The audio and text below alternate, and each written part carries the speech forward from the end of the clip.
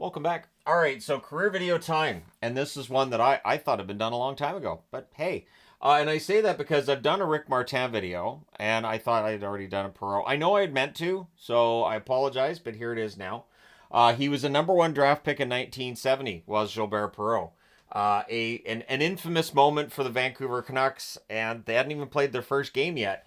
The two expansion teams, Buffalo and Vancouver, with a spin of the wheel to decide who's going to get that number one draft pick. Initially, they erroneously felt that Vancouver had won it, but they looked at the wheel and went, actually, no. That means Buffalo won it. So Buffalo wins Gilbert Perreault. The Vancouver Canucks end up drafting Dale Talon. Those two careers not really close to one another in terms of success. Dale Talon had a decent NHL career. I think I've talked about him in a career video before. But for Buffalo and Gilbert Perreault, yeah, things are great right out of the gate for this team.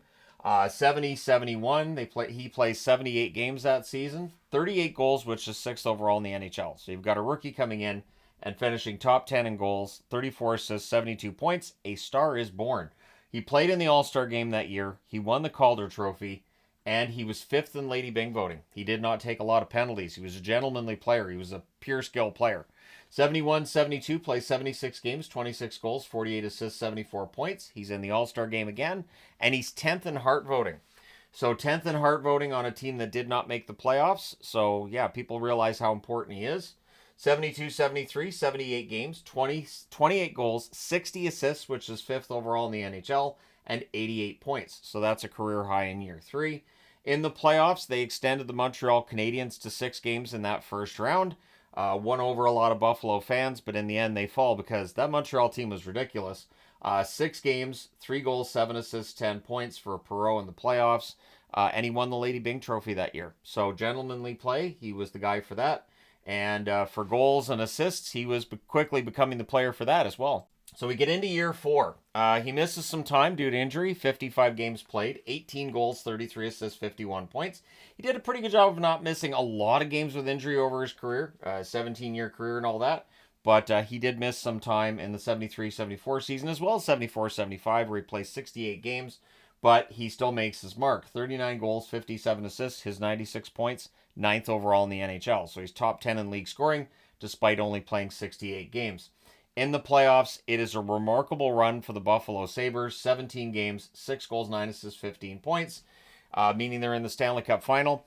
The Odd didn't really have the kind of systems that we have now with hockey, so you end up with some fog on the ice. Infamous or famous, depending on how you look at it. I think there was a bat at one point as well, if I'm remembering correctly. And by which I mean I wasn't watching hockey back in 75. I'm not that old.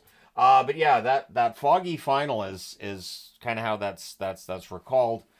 Very entertaining though, and Buffalo used it to their advantage, being able to snipe goals on Bernie Perreault they might not have been able to get otherwise, but they do fall in that Stanley Cup final. And Perreault, after retirement, saying they had no idea that was going to be their only Stanley Cup final, and it's remarkable to him how talented the team was, and that was the only final they had.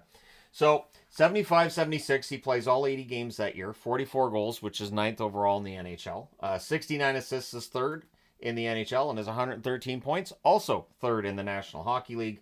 9 games in the playoffs, 4 goals, 4 assists, 8 points, because again, they don't go back to the final. He's a second-team All-Star, and he's 7th in Hart voting that season. So he is a superstar at this point in the National Hockey League. 76-77, he plays 80 games again. His 39 goals are 7th overall. His 56 assists are 9th overall, and his 95 points are 5th overall. In the playoffs, 6 games, 1 goal, 8 assists, 9 points. All-Star game, second-team All-Star for the second year in a row. And again, for the second year in a row, he is 7th in the Hart voting. So 77, 78, 79 games played.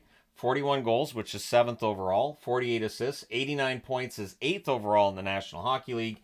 In the playoffs, 8 games, 3 goals, 2 assists, 5 points, and he makes an All-Star game appearance that year as well. 78-79, 79 games played, 27 goals, 58 assists, which is 8th overall, and 85 points.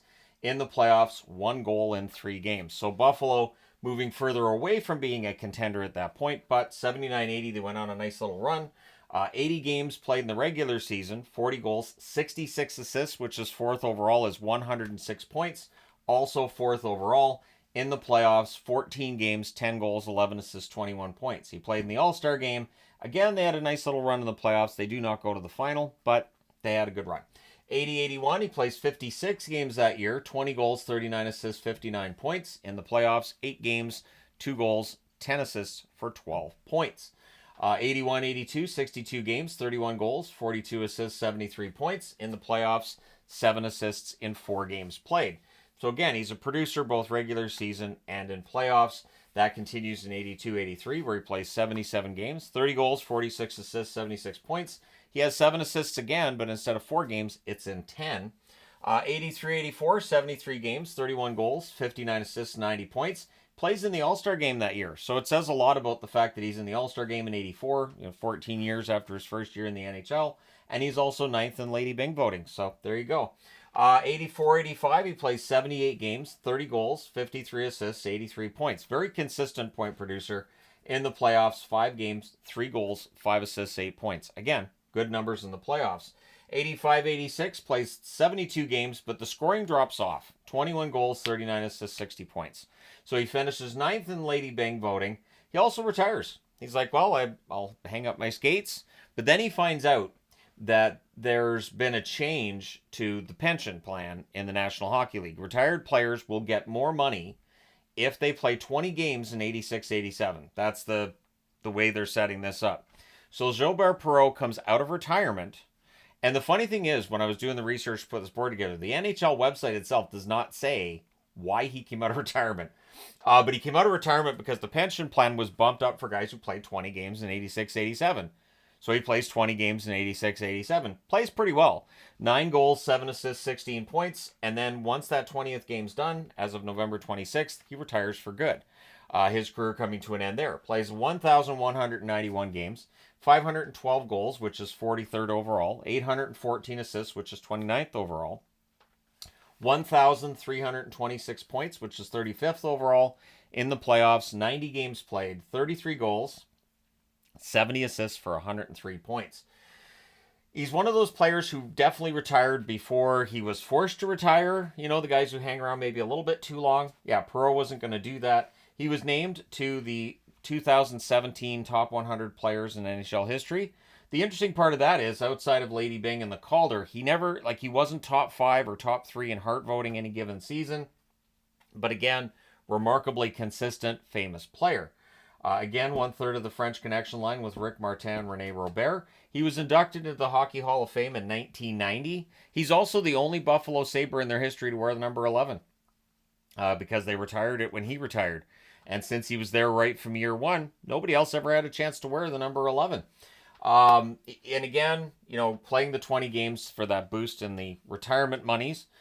He was a Canada Cup winner in 1976, and he was a runner-up in 1981. Everybody gushes about how beautiful and wonderful his skating was. Larry Robinson saying he was one of the most beautiful skaters you'll ever see, and talking about the nightmare it was coming back defensively, trying to figure out what Perreault's going to do, what kind of moves he's going to make, and just how magic he was on his skates at getting around players. And his lateral movement was absolutely fantastic on the ice. And just a lot of very complimentary statements regarding Gilbert Perreault, his skating, his skill. And again, the fact that he was in the Lady Byng voting as often as he was, very gentlemanly player as well. So there you go, the career of Gilbert Perreault. And I full out admit this is long overdue, so I'm glad I've got this done. Let me know your thoughts in the comment section below as always. Don't forget to hit like and subscribe if you haven't done so already. Thank you guys so much for all your support. I will talk to you again soon.